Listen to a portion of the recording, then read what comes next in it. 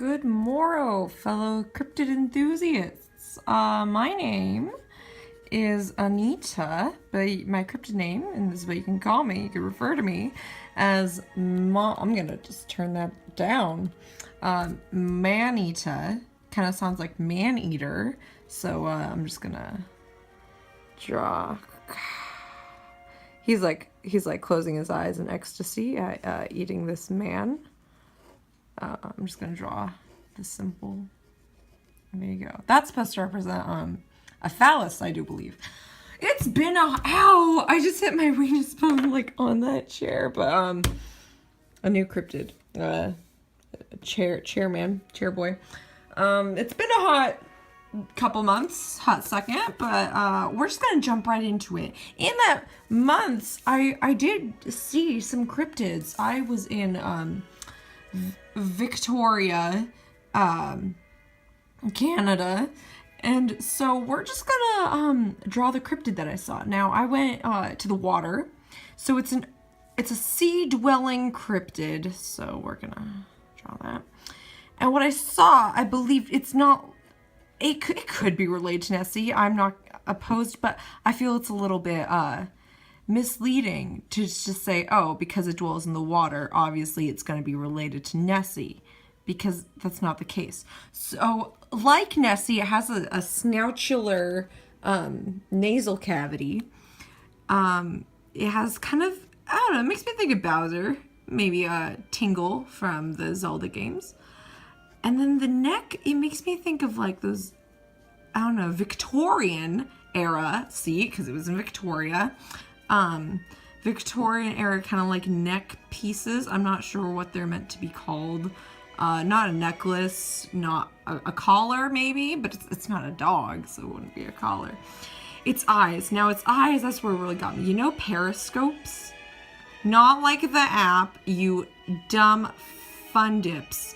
No, periscopes, like they like stick out from submarines. Well, that's kind of what its eyes were. Just a couple of those. Also makes me think of Gary the snail.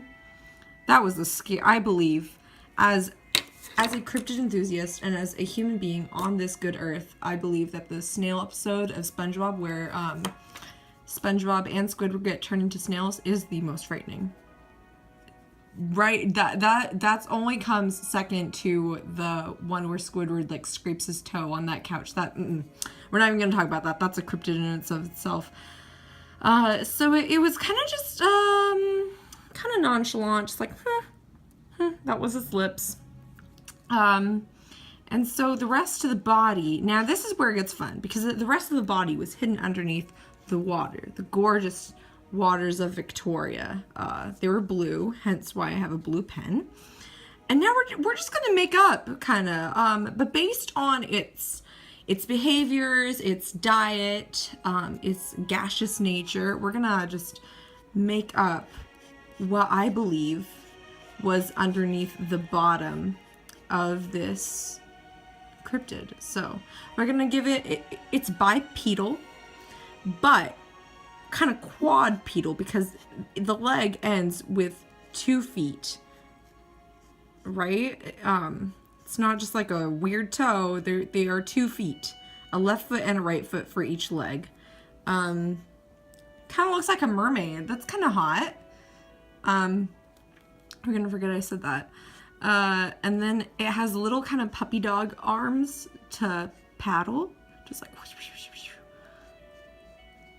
All right, and then let's draw the other leg kind of kicking back to swim, because when you swim, you're like, wah, wah, you're kind of kicking. Yeah, it's like a give and take. All right, so we're gonna draw that nice muscular thigh, that first foot with the toe, and then the second one, kind of acting as propellers.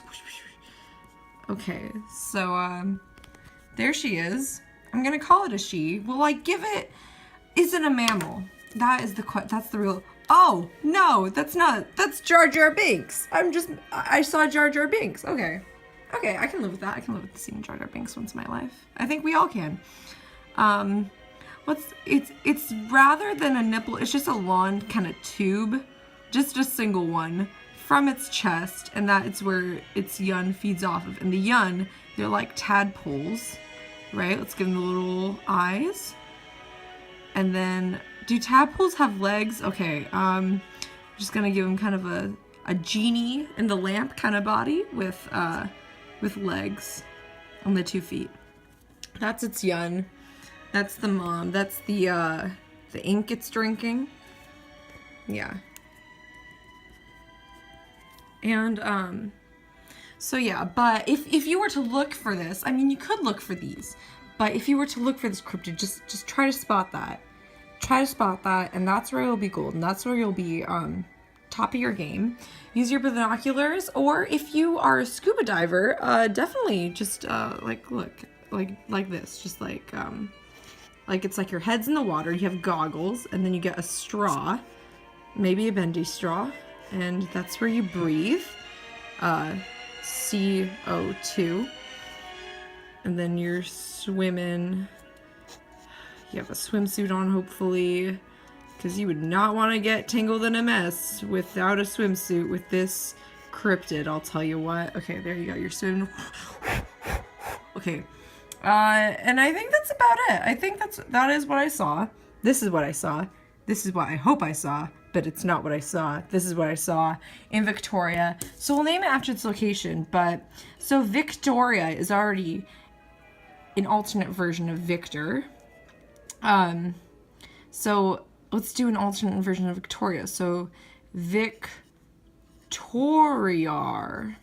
because like Victor and Victoria put together. Victoriar the Binks like. And that is what I saw. Locale. Is there an E at the end of that word? There could be. There could not be. We don't know. Locale, Victoria. Is it in British Columbia or is Victoria? I don't know. We'll just call it BC. And then locale, mammal.